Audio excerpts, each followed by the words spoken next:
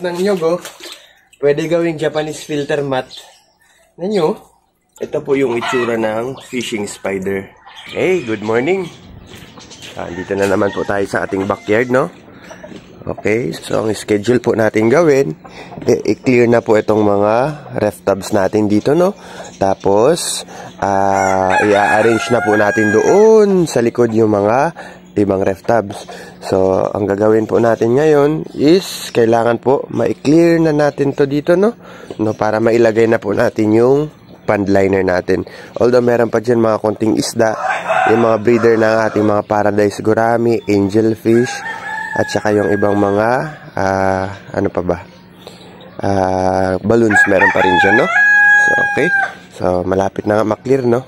Konti na lang, then mailalatag na po natin yung ating pond liner. So itong pond malinis na, yun i-drain pa. So sige, try natin dito maglinis.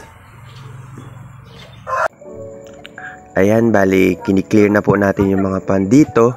So, yung mga walang laman po, yung merong mga halaman lang dati, pinag-aalis na po natin, no?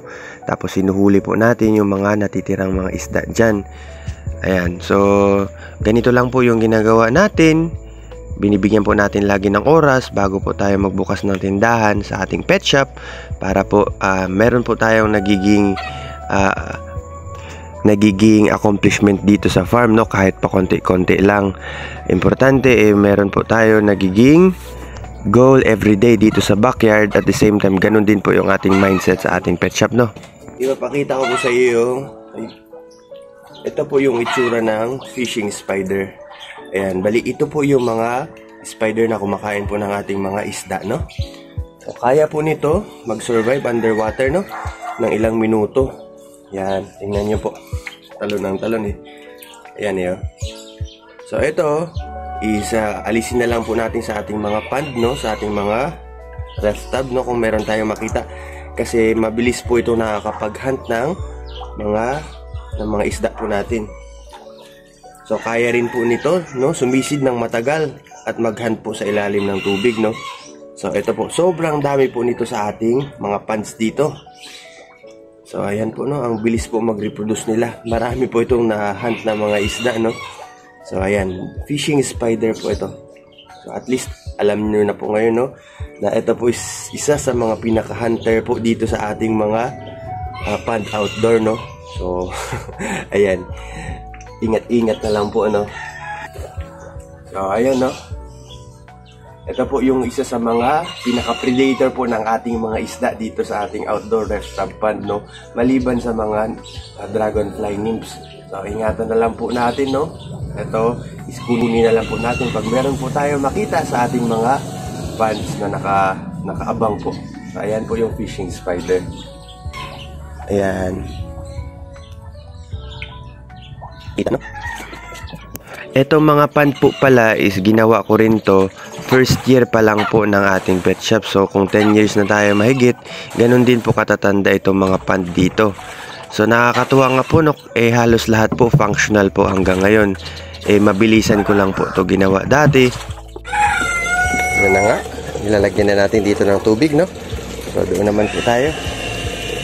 Yan. Ililipat na po natin yung ibang mga ref tubs, no? Makikita nyo po dyan, mga tol, napakadami nating mga ref tub, no?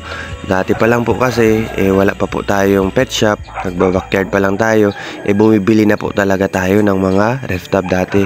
Mura pa po kasi dati, tapos hindi pa po, that time, marami masyado yung nag-aalaga ng isda dito sa lugar namin. Ito pong ref tub na to, matagal na po ito sa atin, no? So, mahigit na rin po ito 10 years na ref tub. Ayan. So, backyard pa lang po, andito na to. Dati nga is hindi pa po pinag-aagawan yung mga ref tub dito sa lugar namin. So, matik po, yung iba is tinatapo na lang ng mga ng bobote or ng babakal kasi hindi naman yan binibili as plastic.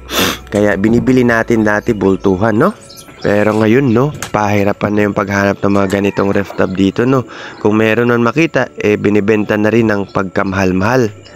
Maalala ko lang dati, no? So before tayo mag pet shop, nasa backyard pa lang tayo.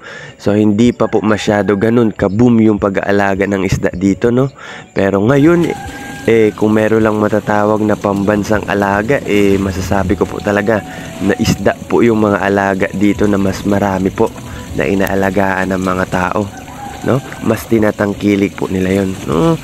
Nakakatuwa din, no, dahil yung 10 years po natin mahigit na pagpipet shop, nakapag-share din po tayo ng kasiyahan sa iba't ibang klase ng tao dito, no?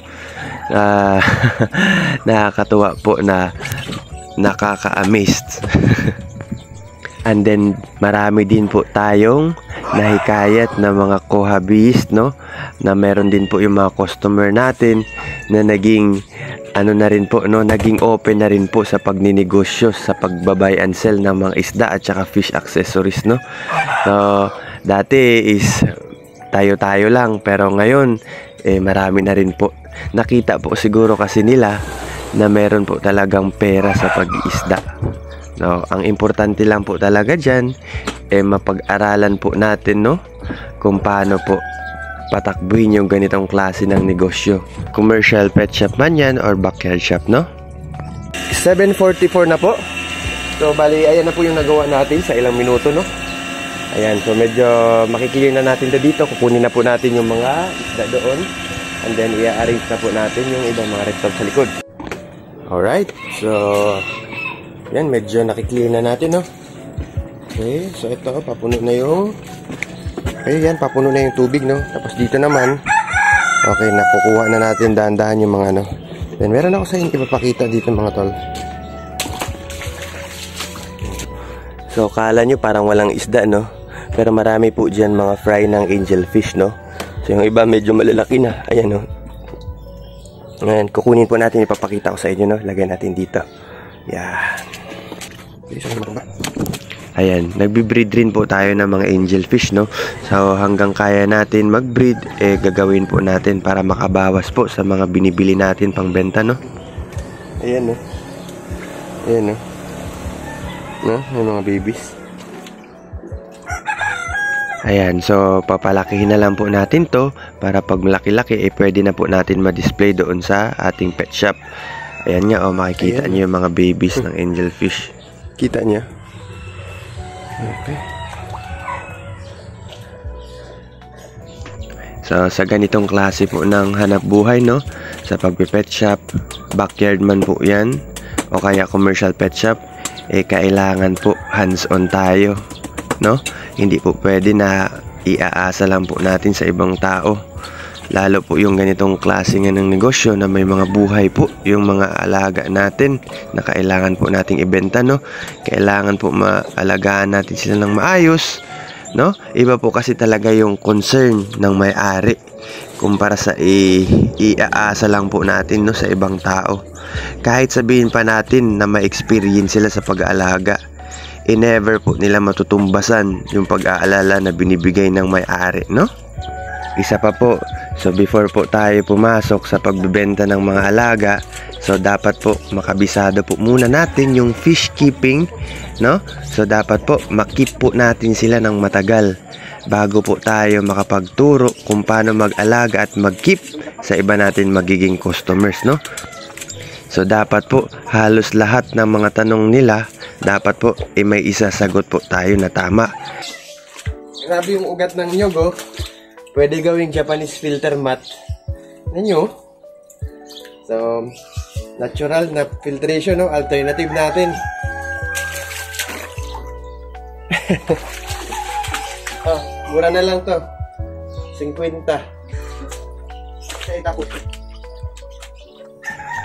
marami po tayo nasaksihan, no, na sumubok sa mga ganitong klase ng negosyo, no. Yung iba mayayaman, maraming pera, maraming tao, no, pero hindi po nagtagal. Bakit? So isa lang po niyan ang sagot.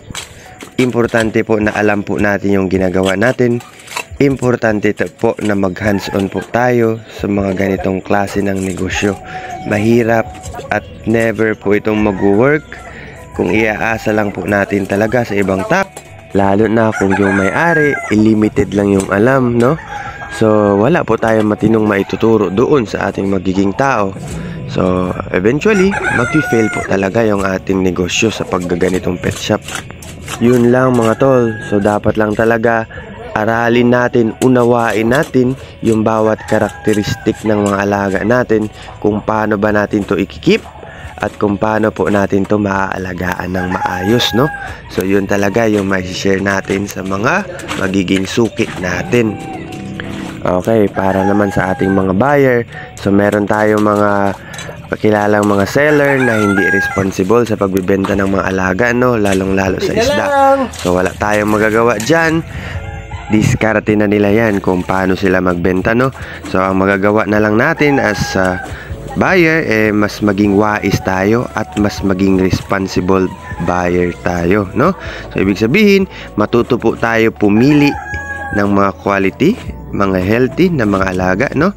So reminder lang po, wag po tayo papadala sa mga murang alaga. For example, sa isda, no? So, hindi po ibig sabihin na mura is nakatipid po tayo. Take note po. Yung iba dyan, kaya mura dahil hindi po dumaan sa tamang pagka-quarantine. So, mas mapapamahal po kayo sa pagtitreat, paggagamot po sa kanila. Masaklap pa dyan, mga matay po.